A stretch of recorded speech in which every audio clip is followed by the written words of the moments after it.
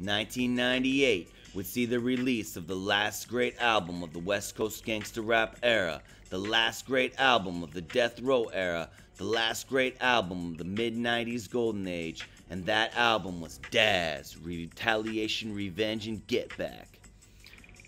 This album met the gold standard of previous death row releases from when Dr. Dre was still at the record label. In 1996, Dre had left the label citing issues of quality control. In a Source magazine interview from 1996, Dre states that he'd show up to the label and there'd be newly signed rappers with their hands out, like, "Yo, I just signed to the label," and Dre would say, "Who the fuck is you?" MC Hammer was signed to the label at that time, and those that remember NWA know that NWA used to diss Hammer, likely for his lack of lyrical skills behind the mic. With Dre gone and Tupac dead, who would handle quality control at the label? Snoop's Sophomore album was viewed as a critical flop, but Daz's work on that album was stellar, and his work on soundtracks such as Rhyme and Reason and Nothing to Lose showed that Daz was still well within his prime. Snoop even tabbed Daz to fill the lead single for his third album at the label when Daz hit him off with Midnight Love, but Snoop would leave the label without ever releasing his third project. In a Snoop cover issue of The Source in spring '98, Daz can be found dissing Snoop in his own featured article and promoting his Retaliation, Revenge, and Get Back album, calling out Snoop for being Hollywood. At the time, Daz was promoted to vice president of the label, and Reggie Wright, who took over in Suge's absence of Death Row Records, has said in recent interviews that Suge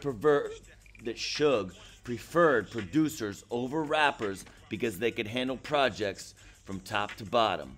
So with Dre gone, Pac dead, and Snoop now gone, all eyes were on Daz to save Death Row Records, save the West Coast and gangsta rap. And Daz put forth the heroic effort, Retaliation, Revenge, and Get Back. The album would enter the charts at number 6 with the lead single In California, which featured Val Young. Just like Tupac's To Live and Die in LA, this song seemed like it was dead set to be a hit single. The album also featured A-list material from Snoop Dogg, Nate Dogg, and even Tupac. Yet the album would fail to even go gold. When asked why Daz chose to stay at the label longer than other artists, he replied that he had so much in the stash to have to leave empty-handed. Damn right, Daz had a lot in the stash. Daz had a legit Tupac feature for the album. This song was not a leftover. This song is still played in clubs around the world today. The track Initiated has the outlaw spitting so many days in so many ways, we be ducking strays, bad boy killers. This line is a famous line that is still asked about in interviews to this day. A legit Tupac feature was worth 50 to 100,000 in record sales back in 1998. A legit Snoop feature in those days was worth 50,000 to 100,000 record sales. So how is it possible that Daz didn't even manage to sell gold with his stellar Retaliation, Revenge, and Get Back album?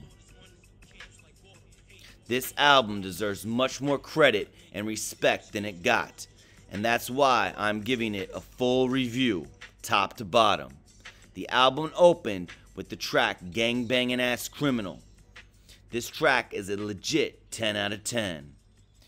All the Kurupt features found in this album sound like they're from Kurupt's prime, and it's not the Kurupt that you will find on the Corruption album that was released later that year, which features a diminished and fallen off Kurupt. The album also features Bay Area artists on track 3 and 4. Daz was fucking a lot with the Bay in those days, and even later in the year that would follow, he would do a full album with JT the Bigger Figure. The track Might Sound Crazy with Too Short was set to be a second single and follow-up to In California, but Suge pulled the plug on the video being shot. In a recent interview, Reggie Wright said that Suge pulled the plug on this video because he was disappointed with the lackluster sales from Retaliation, Revenge, and Get Back, and he no longer viewed Daz as a rapper, but only primarily as a producer for the label. Track 5 was listed by the source as the dopest cut on the album, Our Daily Bread, and features Ital Joe, a reggae artist who had performed on the Dogg Food album and also on the Chronic album.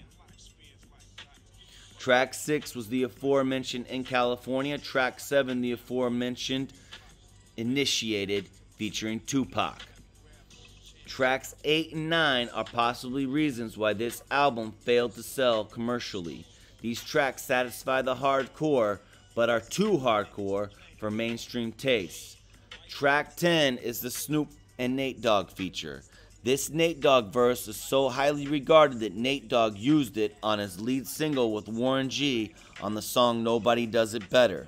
The Snoop verse is likely going back as far as 1995-1994 when Snoop Doggy Dogg ruled the rap landscape. Tracks 11 and 12 show Daz's more sensitive side, talking about his baby mama drama, paying child support, and track 12 being a love song with Val Young.